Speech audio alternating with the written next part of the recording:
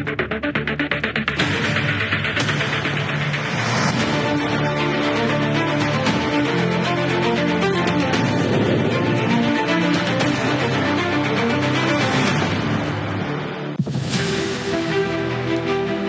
আলাইকুম। প্রবাস সংবাদে আমন্ত্রণ জানাচ্ছি হৃদয় হোসেন। বিস্তারিত সংবাদের শুরুতেই জানিয়ে দিচ্ছি ফ্রেমওয়ার্ক ফাইন্যান্স লিমিটেড প্রবাস সংবাদ শিরোনামগুলো। ভিজিটর ভিসায় গিয়ে জন্মসূত্রে মার্কিন নাগরিকত্ব ঠেকাতে নজরদারি বাড়িয়েছে যুক্তরাষ্ট্র। বন্ধ বার্থ ট্যুরিজম সংক্রান্ত একাধিক প্রতিষ্ঠানের কার্যক্রম।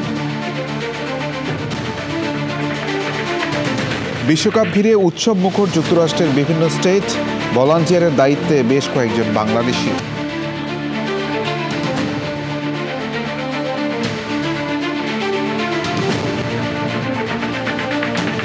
এবং সংযুক্ত আরব আমিরাতে প্রবাসী এবং নিয়োগকর্তাদের জন্য কঠোর সতর্কতা, অবৈধ অভিবাসীকে কাজ বা আশ্রয় দিলে গুনতে হবে শাস্তি।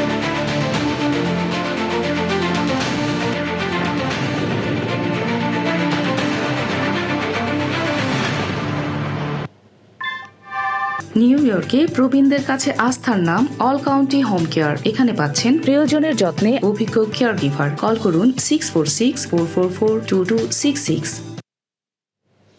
সংবাদ শিরোনামগুলো জানাচ্ছিলাম। এখনকার সংবাদ আয়োজন একই সঙ্গে চ্যানেল আই ইউটিউব চ্যানেল এবং channel I OTT platform I স্ক্রিনে লাইভ স্ট্রিম হচ্ছে।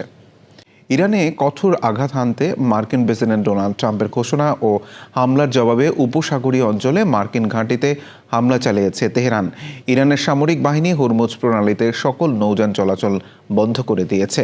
হরমুজ প্রণালী পার হওয়ার চেষ্টা করার সময় দুটি তেলের ট্যাঙ্কারে হামলা চালিয়েছে ইরানের ইসলামী বিপ্লবী গার্ড কোর IRGC। বাহরাইনের শেখ ইসা বিমান ঘাঁটি ও কুয়েতের আলী আল সালেম এবং আহমদ আল জাবের বিমান ঘাঁটিতেও ড্রোন হামলার দাবি করেছে ইরান। ইরানের হামলার পর কুয়েত তার আকাশসীমা বন্ধ করে দিয়েছে।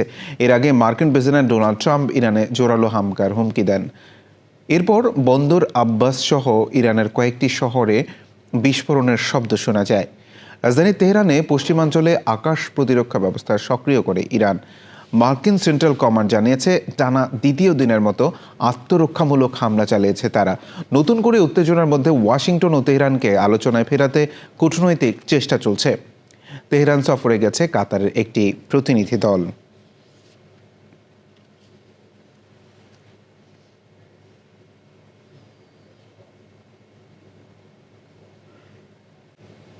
প্রশংসায় ভাসছে বাংলাদেশের হজ ব্যবস্থাপনা। এবার সৌদি সরকারের হজ ও ওমরা মন্ত্রী ডক্টর তৌফিক বিন রাবেয়ার সাথে ধর্মমন্ত্রী কাজী শাহ মোফাজ্জল হোসেন কায়কোবাদের সাথে দ্বিপাক্ষিক বৈঠকে বাংলাদেশের প্রধানমন্ত্রীর দূরদর্শী নেতৃত্বের প্রশংসা করেন তিনি। এদিকে হজ শেষ করে দেশে ফিরছেন বাংলাদেশের হাজিরা। গতকাল পর্যন্ত 50,000-এর অধিক হাজি দেশে পৌঁছেছেন। বিভিন্ন কারণে মৃত্যুবরণ করেছেন 50 জন হাজি। মক্কা থেকে MY আলাউদ্দিনের প্রতিবেদন। বাংলাদেশের হজ ব্যবস্থাপনার ভূয়সী প্রশংসা করেছেন সৌদি সরকারের হজ ও উমরা মন্ত্রী ডক্টর তৌফিক বিন রাবিয়া। বুধবার রিয়াদের the pilgrim experience palace program সেন্টারে ধর্মমন্ত্রী কাজী শাহ মোফাজ্জল হোসেন কায়কোবাদের সাথে দ্বিপাক্ষিক এক বৈঠককালে তিনি এই প্রশংসা করেন। তিনি প্রধানমন্ত্রী তারেক রহমানের দূরদর্শী নেতৃত্বের জন্য সৌদি সরকারের পক্ষ থেকে ধন্যবাদ জানান। বৈঠকে সৌদি আরবে নিযুক্ত বাংলাদেশের রাষ্ট্রদূত মোহাম্মদ দেলোয়ার হোসেন, কাউন্সিলর হজ মোহাম্মদ কামরুল ইসলাম সহ দুই দেশের উচ্চ পর্যায়ে কর্মকর্তারা উপস্থিত ছিলেন। বৈঠক পরবর্তী স্থানীয় সাংবাদিকদের সাথে আলাপকালে ধর্মমন্ত্রী বৈঠকের সার্বিক বিষয়ে কথা বলেন। হাজিরা এবার নির্বিঘ্নে হজ পালন করতে পেরেছেন। ওনারা এতে হাজিরা খুব মহা খুশি। এই জন্য আমি জাস্ট ওনাকে বাংলাদেশের পক্ষ থেকে, আমাদের মাননীয় প্রধানমন্ত্রীর পক্ষ থেকে ধন্যবাদ এবং মোবারকবাদ দেওয়ার জন্য গিয়েছিলাম। উনি আমাদের ব্যবস্থাপনায় সন্তুষ্ট প্রকাশ করেছেন। মাননীয় প্রধানমন্ত্রী জনাব তারেক রহমান সাহেবকে ধন্যবাদ জানিয়েছেন আমার মাধ্যমে। চেষ্টা করেছি আমার মাননীয় প্রধানমন্ত্রী যেন কোনো বদনাম না হয়, যাতে কেউ ওনাকে কিছু বলতে পারে যে হজ ব্যবস্থাপনা সম্পর্কে। পবিত্র হজ পালন শেষে বাংলাদেশি হাজিদের দেশে ফেরত যাত্রা নির্বিঘ্ন করতে মক্কায় বিশেষ সেবা কার্যক্রম চালিয়ে যাচ্ছে বিমান বাংলাদেশ এয়ারলাইন্স। আমাদের বাংলাদেশ বিমান অনেক ভালো সার্ভিস আমাকে দিয়েছে, আর আমরা আরো খুশি হইলাম যে আমাদের যে অফিসটায় আমাদের যে কাজকর্ম আমরা আজকে পাইলাম, এতে আমরা অনেক ধন্যবাদ তাদেরকে। এদিকে হজ পালন করতে এসে বিভিন্ন কারণে মৃত্যুবরণ করেছেন 50 জন হাজি। মক্কা, জেদ্দা ও মদিনার বিভিন্ন হাসপাতালে ভর্তি আছেন আরও 23 জন হাজি। দুই দেশের মন্ত্রী পর্যায়ে দ্বিপাক্ষিক বৈঠকে বাংলাদেশের হজ ব্যবস্থাপনা বাংলাদেশ সরকারের প্রশংসার মাধ্যমে বাংলাদেশ যে এগিয়ে যাচ্ছে তারই প্রমাণ মিলেছে বলে মনে করছেন সংশ্লিষ্টরা। বাংলাদেশের আগামী হজ ব্যবস্থাপনা আরও ভালো হবে, সুন্দর হবে এবং সুষ্ঠু ব্যবস্থাপনার দিকে এগিয়ে যাবে, এমনটাই প্রত্যাশা করছেন তারা। পবিত্র মক্কা থেকে MY আলাউদ্দিন, চ্যানেল আই। কানাডায় ভিন্ন অভিজ্ঞতা ও রোমাঞ্চকর অনুভূতিতে প্রবাসীরা উপভোগ করবেন বিশ্বকাপ ফুটবল। আয়োজক দেশ হিসেবে একদিকে উন্মাদনা, অন্যদিকে বিশ্বসেরাদের লড়াই নিজ চোখে দেখা। ইতোমধ্যেই বিদেশি পর্যটকদের ভিড় জমেছে দেশটির টরেন্টো ও ভ্যাঙ্কুভার শহরে। বিস্তারিত কানাডার প্রতিনিধি আহসান রাজীব বুলবুলের রিপোর্টে। দীর্ঘ অপেক্ষা শেষে কানাডার স্থানীয় সময় আজ শুভ উদ্বোধন হচ্ছে the greatest show on earth, বিশ্বকাপ ফুটবল 2026। আনন্দ, উচ্ছ্বাস আর ভিন্ন মাত্রার অভিজ্ঞতা যোগ হবে প্রবাসী বাংলাদেশিদের। গতানুগতিক বিশ্বকাপের তুলনায় স্বাগতিক দেশ হয় কানাডিয়ানদের কাছে এবারের বিশ্বকাপ ভিন্ন মাত্রা যোগ করবে।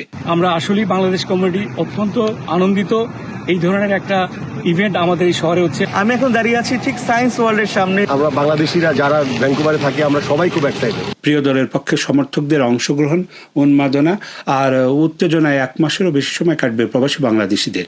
টরন্টো ও ভ্যানকুভারে একাধিক ম্যাচ অনুষ্ঠিত হয়। ইতিমধ্যেই দেশ জুড়ে আন্তর্জাতিক পর্যটকদের ঢল নেমেছে। বিদেশি পর্যটকদের মধ্যে বাংলাদেশিরাও রয়েছে। বিশ্বকাপকে ঘিরে কানাডা এখন উৎসবের নগরী। কানাডিয়ান এবং প্রবাসী বাংলাদেশিদের জন্য এবারের বিশ্বকাপ হবে এক ভিন্ন অভিজ্ঞতা। প্রবাসী বাংলাদেশিরা নিজ নিজ দলের সমর্থন করলেও বিশ্বকাপ খেলা শেষে সবাই আবার বন্ধুত্বপূর্ণ সম্পর্কে ফিরে আসবেন, এমনটাই জানালেন তারা। কানাডা থেকে আহসান রাজীব বুলবুল, চ্যানেল আই। সংযুক্ত আরব আমিরাতে প্রবাসী এবং নিয়োগকর্তাদের জন্য কঠোর সতর্কতা জারি করেছে দেশটির প্রশাসন। জননিরাপত্তা এবং সামাজিক শৃঙ্খলা বজায় রাখতে 2021 সালের ফেডারেল আইন অনুযায়ী ভিসা নীতি লঙ্ঘনের দায়ে কারাদণ্ড, বিপুল অঙ্কের জরিমানা এবং বাধ্যতামূলক নির্বাসনের আইন কঠোরভাবে কার্যকর করা হচ্ছে। দেশটির আইন অনুযায়ী কোনো অনুপ্রবেশকারী বা অবৈধ অভিবাসীকে কাজ দিলে বা আশ্রয় দিলে গুনতে হবে বড় মাশুল। এর শাস্তি সর্বনিম্ন 2 মাসের জেল এবং 1 থেকে 50 লাখ দিরহাম পর্যন্ত জরিমানা। একই সাথে অপরাধী প্রবাসীকে বাধ্যতামূলকভাবে দেশ থেকে নির্বাসন দেওয়া হবে। ভিসার উদ্দেশ্যে বহির্ভূত কর্মকাণ্ডে জড়ালে কিংবা আবেদনের সময় ভুল বা মিথ্যা তথ্য দিলেও রেহাই নেই। এছাড়াও কাউকে অবৈধভাবে ভিসা জালিয়াতিতে সাহায্য করলে রয়েছে 10,000 দিরহাম জরিমানা ও বাধ্যতামূলক নির্বাসন। বাংলাদেশ জাতীয়তাবাদী দল বিএনপির প্রতিষ্ঠাতা শহীদ প্রেসিডেন্ট জিয়াউর রহমানের 45তম শাহাদাত বার্ষিকী উপলক্ষে ওল্ডহ্যাম বিএনপি পরিবারের উদ্যোগে এক আলোচনা সভা ও দোয়া মাহফিল অনুষ্ঠিত হয়। আব্দুর রহমান চৌধুরী সাদেকের স্বাগত বক্তব্যের মাধ্যমে শুরু হওয়া অনুষ্ঠানে সভাপতিত্ব করেন মোহাম্মদ সিরাজুল ইসলাম এবং সঞ্চালনা করেন শেখ মোহাম্মদ রায়হান। বক্তারা শহীদ প্রেসিডেন্ট জিয়াউর রহমানের অবদান স্মরণ করে তার রুহের মাগফিরাত কামনা করেন। অনুষ্ঠানে কাউন্সিলর আবু তালেব সহ বিভিন্ন ও অঙ্গ সংগঠনের নেতাকর্মীরা উপস্থিত ছিলেন।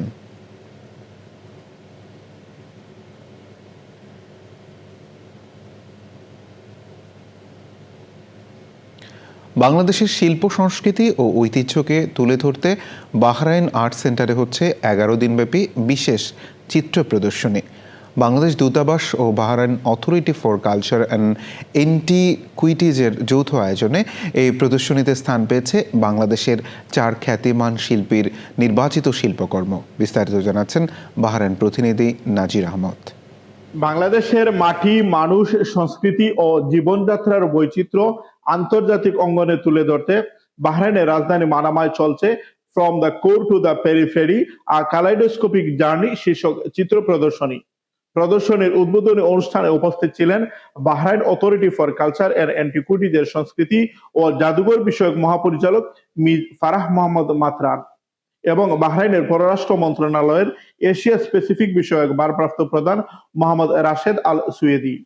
এছাড়াও বিভিন্ন দেশের কূটনীতিক, ঊর্ধ্বতন সরকারি কর্মকর্তা, বিশিষ্ট ব্যবসায়ী, শিল্পী, সাংবাদিক, দূতাবাসের কর্মকর্তা এবং প্রবাসী বাংলাদেশিরা অনুষ্ঠানে অংশ নেন। এ সময় রাষ্ট্রদূত মোহাম্মদ রইসা চান সরওয়ার অতিথিদের সঙ্গে নিয়ে প্রদর্শনী ঘুরে দেখেন। আগামী 17 জুন পর্যন্ত চলবে 11 দিন ব্যাপী এই প্রদর্শনী। প্রতিদিন সকাল 9টা থেকে রাত 8টা পর্যন্ত দর্শনার্থীদের জন্য এটি উন্মুক্ত থাকবে। প্রদর্শনীতে দেশের খ্যাতিমান শিল্পী ডক্টর জামাল উদ্দিন আহমেদ, ডক্টর মোহাম্মদ ইকবাল আলী, কনকচাপা চাকমা এবং শাহনাজ কুহুর 40টি নির্বাচিত শিল্পকর্ম প্রদর্শিত হচ্ছে। এসব শিল্পকর্মে বাংলাদেশের মানুষের জীবনযাপন, গ্রামীণ পরিবেশ, প্রকৃতির সৌন্দর্য, সংস্কৃতি এবং বিভিন্ন উৎসবের চিত্র তুলে ধরা হয়েছে। এখানে এসে খুবই ভালো লাগলো, অসাধারণ। আমরা যদি এভাবে চিত্র শিল্পকর্ম সহ নানা সাংস্কৃতিক বিষয় নিয়ে আমরা এগিয়ে যাই, সংশ্লিষ্টরা আশা করছেন এ ধরনের উদ্যোগ দুই দেশের সাংস্কৃতিক সম্পর্ক আরো জোরদার করার পাশাপাশি বাংলাদেশের শিল্প ঐতিহ্যকে আন্তর্জাতিক অঙ্গনে পরিচিত করতে গুরুত্বপূর্ণ ভূমিকা রাখবে। নাজির আহমেদ, চ্যানেল আই, বাহরাইন। সংবাদ শেষ করব সবশেষে ফ্রেমওয়ার্ক ফাইন্যান্স লিমিটেড প্রবাস সংবাদ শিরোনামগুলো জানিয়ে দিচ্ছে আরও একবার। ভিজিটর ভিসায় গিয়ে জন্মসূত্রে মার্কিন নাগরিকত্ব ঠেকাতে নজরদারি বাড়িয়েছে যুক্তরাষ্ট্র, বন্ধ বার্থ ট্যুরিজম সংক্রান্ত একাধিক প্রতিষ্ঠানের কার্যক্রম।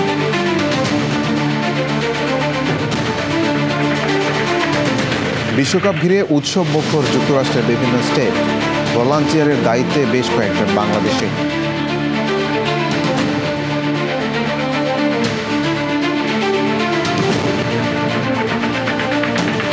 এবং সংযুক্ত আরব আমিরাতে প্রবাসী এবং নিয়োগকর্তাদের জন্য কঠোর সতর্কতা, অবৈধ অভিবাসীকে কাজ বা আশ্রয় দিলে গুনতে হবে শাস্তি।